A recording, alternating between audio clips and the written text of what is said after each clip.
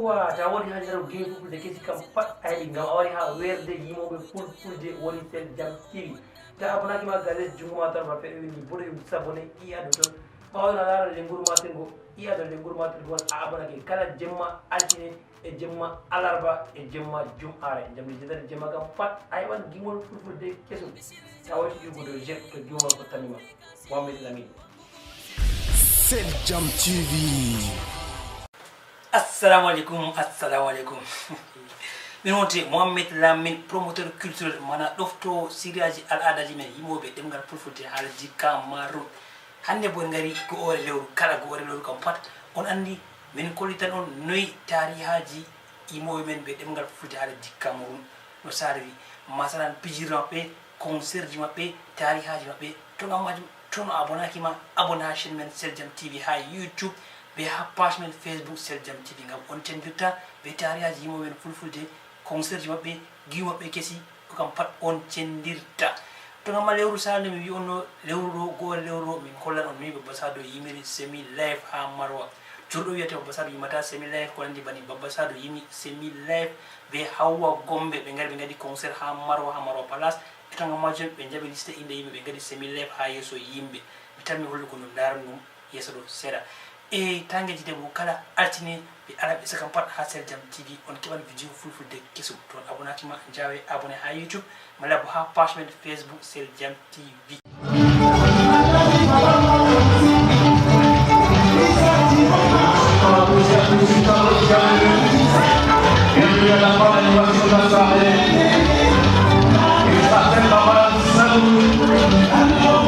Il est parmi nous ce soir devant l'Afrique de monuments international à Marseille.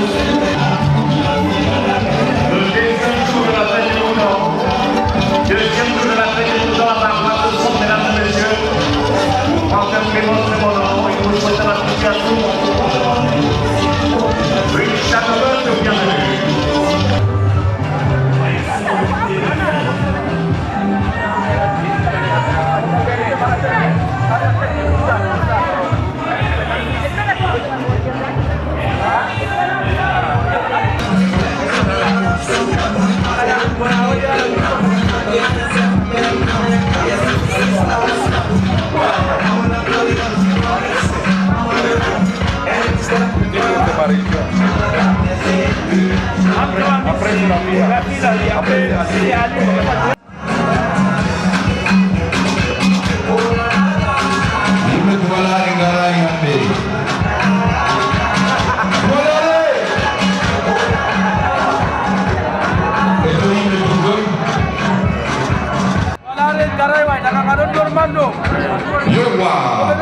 Assalamualaikum.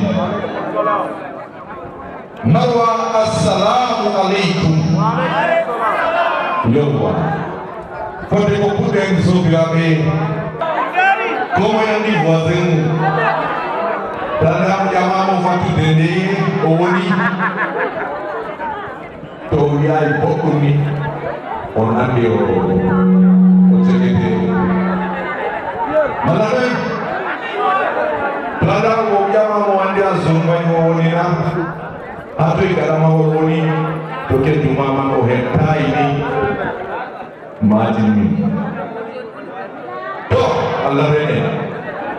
So, we are Amma Babba Sadu on Andi Lumpokki Wirdi Lekom de Fer. Chakamen Ngari Hirdi. Bismillah Benekele back in 15 secondes.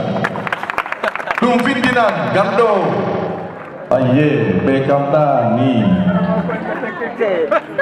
Halo kampedani, kena negara pina. Yo kongo kene korone hompi. Marwa indi kodani. Eko Marwa dani, woti derke jo biete do. MT Moussa International. Woti ki mon frère o wadi. Toi MT, la star de la soirée, du moins pour commencer notre fiesta. Il vient avec ses danseuses ou sa danseuse et ce sera justement un spectacle que nous allons justement en grand format ici même dans les jardins de l'hôtel Marwa Palace. Marwa,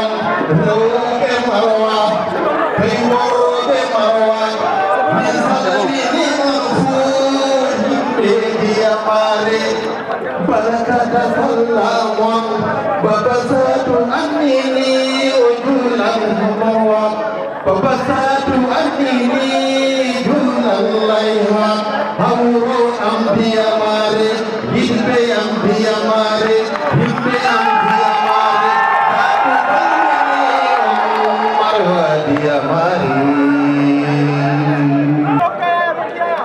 Mai Cibirtirawa Soba Joa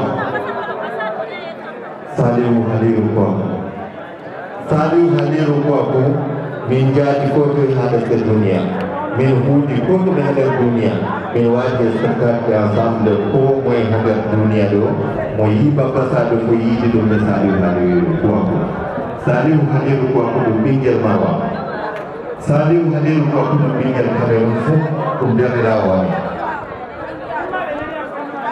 Saliu Haliru Kuaku buri hala sobiraku hakkude ambe mako ngam hasare mabbe hander marwara to biya mi yotta kanko bo to yayi ha gawyami mi siftori ne baydo laamiɗo baño engitimo ɓe engiti Baba Sadou nde o yahi ha toon ñamdu dadirawa mo ñamata ɓe groupe mako fof albarka Allah Allah yafanu en Saliu Haliru Kuaku jamare marwa